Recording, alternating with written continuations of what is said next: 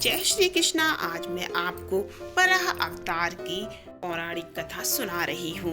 वराह अवतार हिंदू धर्म ग्रंथों के अनुसार भगवान विष्णु के 10 अवतारों में से तृतीय अवतार है, जो कि भाद्रपद में शुक्ल पक्ष की तृतीया को अवतरित हुए थे। वराह अवतार की कथा इस प्रकार है। और हिरण्यकश्यप ने जब दिति के गर्भ से जुड़वा रूप में जन्म लिया तो पृथ्वी कांप उठी। हिरण्याक्ष और हिरण्यकश्यप दोनों पैदा होते ही बड़े हो गए और अपने अत्याचारों से धरती को कपाने लगते हैं। यद्यपि हिरण्याक्ष और हिरण्यकश्यप दोनों बलवान थे, किंतु फिर भी उन्हें संतोष नहीं था। वे संसार में अजयता और अमरता प्राप्त करना चाहते थे।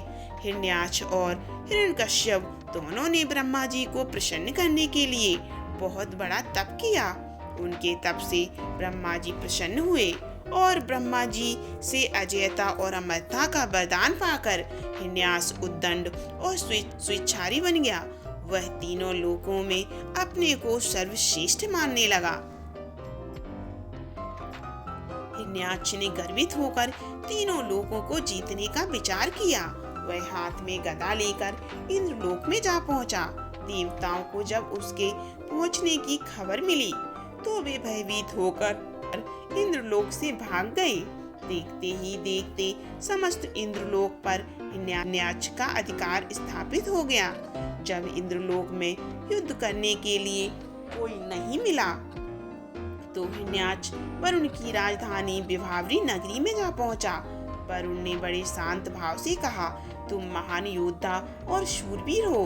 तुमसे युद्ध करने के लिए मेरे पास शौर्य कहाँ। तीनों लोकों में भगवान विष्णु को छोड़कर कोई भी ऐसा नहीं है जो तुमसे युद्ध कर सके। अतः उन्हीं के पास जाओ, वे ही तुम्हारी युद्ध पिपासा शांत करेंगे। वरुण का कथन सुनकर हिरण्याक्ष भगवान विष्णु की खोज में समुद्र के नीचे रसातल में जा पहुंचा। रसातल में पहुंचकर उसने एक विस्मयजनक दृश्य देखा। उसने देखा एक वराह अपने दांतों के ऊपर धरती को उठाए हुए चला जा रहा है।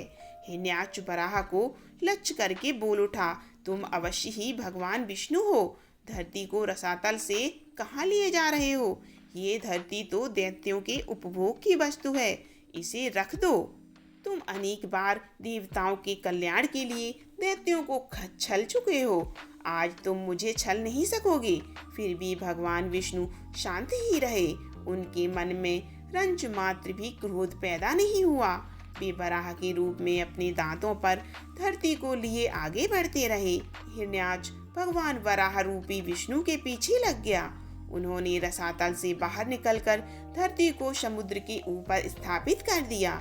हिरण्याक्ष उनके पीछे लगा हुआ था, अपने वचन बाणों से उनके हृदय को बेध रहा था।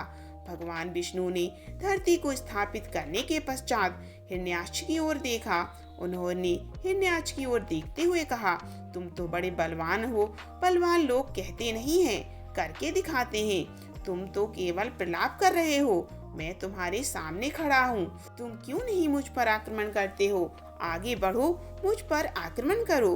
हिरण्याक्ष की रगों में बिजली दौड़ गई। वह हाथ में गदा लेकर भगवान विष्णु पर टूट पड़ा। भगवान के हाथों में कोई अस्त्र शस्त्र नहीं था। उन्होंने दूसरे ही क्षण हिरण्याक्ष के हाथ से गदा छीनकर दूर फेंक दी। हिरण्याक्ष क्रोध से उन्मत्त हो गया। वह हाथ में त्रिशूल लेकर भगवान विष्णु की ओर झपटा। भगवान विष्णु ने शीघ्र ही सुदर्शन का आह्वान किया।